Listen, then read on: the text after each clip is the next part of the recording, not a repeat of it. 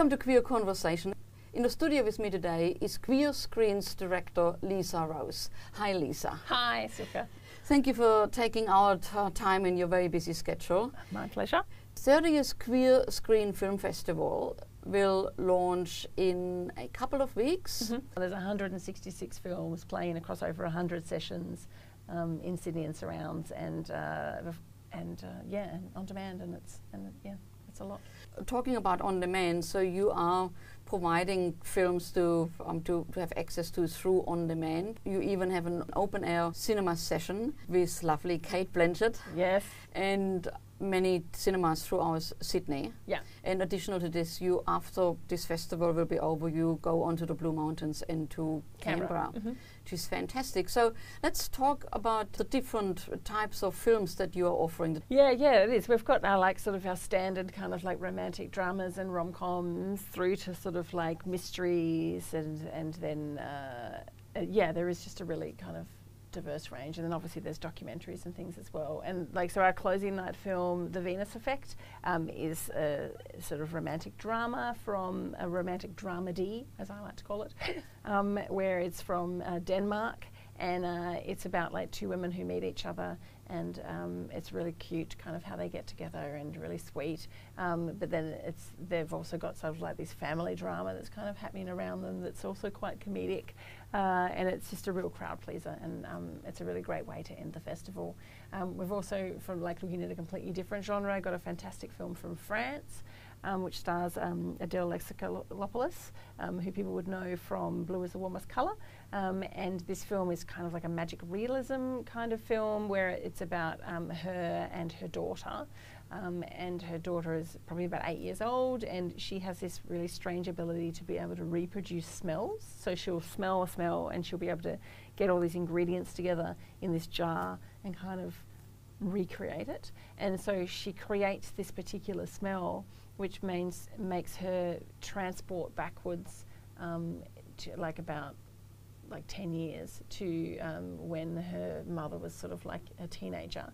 And it's just about this, she discovers this kind of love triangle between her mother and these two siblings. And it's just, I just can't stop thinking about it. It's just really, really interesting. It's really well made. Adele is fantastic in it. And it's just got these really interesting sort of mysterious elements that kind of slowly unravel as you're watching it. And it's incredibly engaging. And I hope that people go and see it. I love it so much that I'm playing it 3 times. You have been a director of Queer Film since 2017 and been on the board beforehand, so you would have seen a massive change on films that you're screening. So for example, you just gave us an idea of this French film, which is, from its topic, very, very different than we used to have like 20 years ago. They were all about coming out and identity and so on. Yeah. So can you talk a little bit about that change that you have seen at Queer Screen? There has been such a change in films about queer women, not only like the quantity of films that are getting made, the quality of films that are getting made. There's there's less tropes that are getting kind of presented. There's sort of more authentic kind of things that are potentially getting done. And like a really diverse range of people that you're seeing on screen.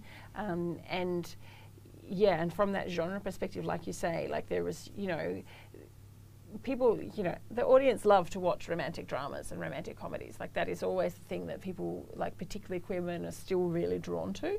But I'm really excited about the fact that there are some other things that might have romantic sort of elements in it, but have like those different kind of hit points that are kind of in it. There's a great film from Sweden called So Damn Easy Going, which is a coming of age romance.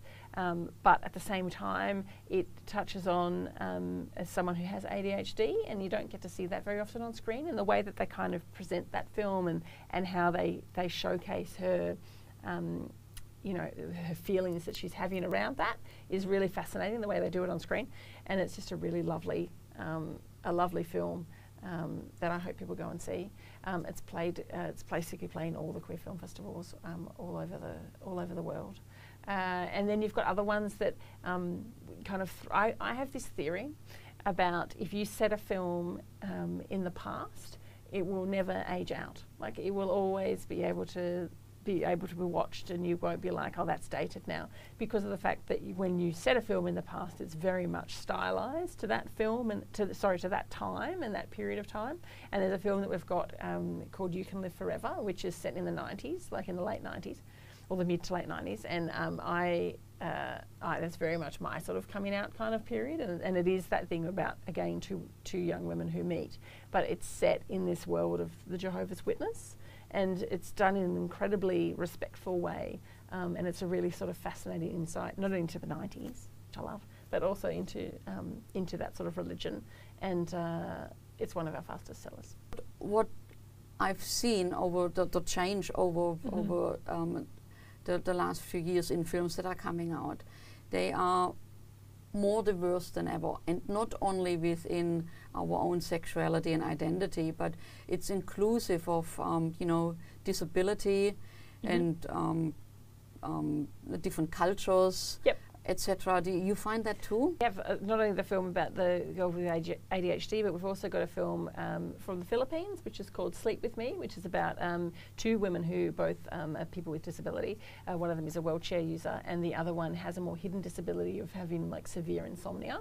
And it's just about how they kind of connect over the fact that one of them has a late night radio show and the other one just listens to it because they can't sleep, and then they just randomly sort of meet through this sort of situation that happens, and it's really sweet how they kind of get together, and so there's that is one element, but it also is that aspect of just the diverse range of people that are seen on screen. And back to the genre thing that you said, there's another French film that we've got called The Origin of Evil, which is just like, it's just so much fun, like, but not fun in like a this is hilarious kind of way, but fun in just like it's salacious and like just like these, it's a bit like white, if you've seen White Lotus, it's a bit like that in a way that it's just these despicable people doing terrible things, but you're just fascinated while you're watching it, and the protagonist is a queer woman, and it's just kind of again a sort of a thing that's sort of unraveling as you go along, going like, what is happening, who's telling the truth here,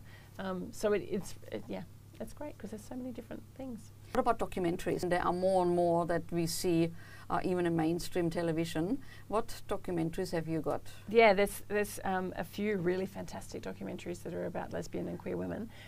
There's one called Finding Her Beat, which is one of my favourite films in the festival. It's incredibly uplifting. It's about a group of queer women and non-binary people who are taiko drummers, which is a Japanese drumming, and it's traditionally performed by men, and so they get together to do this performance, and it's incredibly moving and uplifting and really fascinating, sort of what happens in that film. There's a really great one called In Her Words, which is about 20th century lesbian fiction, and it just kind of touches on basically every single lesbian like novel from the 20th century that you could possibly think of, and talks to a bunch of the authors and kind of what it was like for them, and we're going to be following it with a panel afterwards, giving sort of an Australian perspective, where we're going to have some Australian authors involved in that, and there also is one of our fastest selling films about queer women is called Gateway's Grind, which is a documentary that is about the Gateways Club, which was a famous club for queer women in London that existed for years and years and years. I think it started in the 40s or the 50s, and it's narrated by Sandy Toksvig, and she kind of investigates kind of what sort of the history of that club, and it's really fascinating to see what our forebearers were doing back in the day.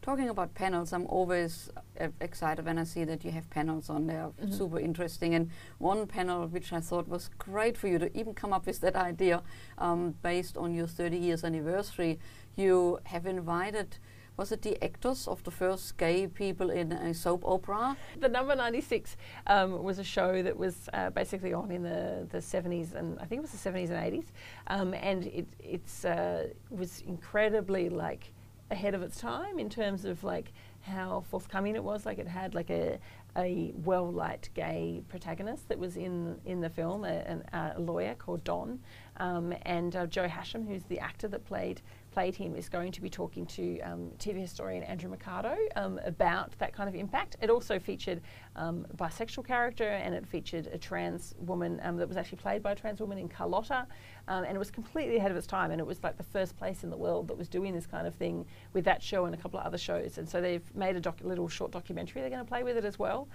talking about the fact that Australian TV was really outrageous, and then basically in the 90s it just became really conservative.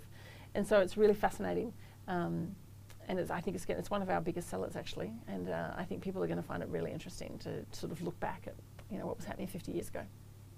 And talk a little bit about short films. A lot of short films about queer women. My Queer Career, our Australian short film competition. There's 8 films that are competing for $16,000 worth of prizes, and they, there's a couple of First Nations stories in there, which is fantastic this year, and it's a really diverse range of films that's in there. We also have a Bi+ Shorts, which we're doing, which is probably has the most laughs of anything that we have in the festival. There's a fantastic film that is called Show Pony that's in that film, in that particular package, that is just it just takes you in places that you're just totally not expecting, and it really makes you think, what would I do in that situation? And so that's worth the price of admission just to see that one. And there's also, we're doing 2 kind of packages that are really focused on queer women. There's a Lesbian Shorts and a Women Loving Women Shorts. In the Women Loving Women Shorts, we actually have 2 world premieres. An Australian film called Me and Herpes, which is kind of shot locally around here, and it's just a really really fantastic sort of romantic comedy about these 2 women who kind of are getting together, and are they or aren't they, and it's really very, very funny and really well performed. And there's also another film called Women Meets Girl, which is also having its world premiere. It's from the States, and it is about 2 women who are very, very different and from different walks of life, and how they get together one evening. And it's a very conversation heavy kind of film, and it's just fascinating, the stuff that they kind of unpick with each other. Heaps of content for audience to check out on your website. And how can they get tickets? Yeah. So we're screening from Wednesday the 15th of February through to Thursday the 2nd of March. We have 8 different venues. Our main venues are Event Cinemas, George Street, the Ritz in Randwick and Dendy Newtown, and we also have a few other venues, including Open Air, where we are doing the screening of Tar with Kate Blanchett in a pantsuit. Rocking it. And then people can get their tickets at queerscreen.org.au. So we actually have already had 2 things already sell out, and things will continue to sell out. There's probably more and more are going to be selling out in the lead up to the festivals. So make sure people buy their tickets early, because you don't want to miss out. Thank you, Lisa, for coming into the studio. Really appreciate it. No worries at all. Let's go!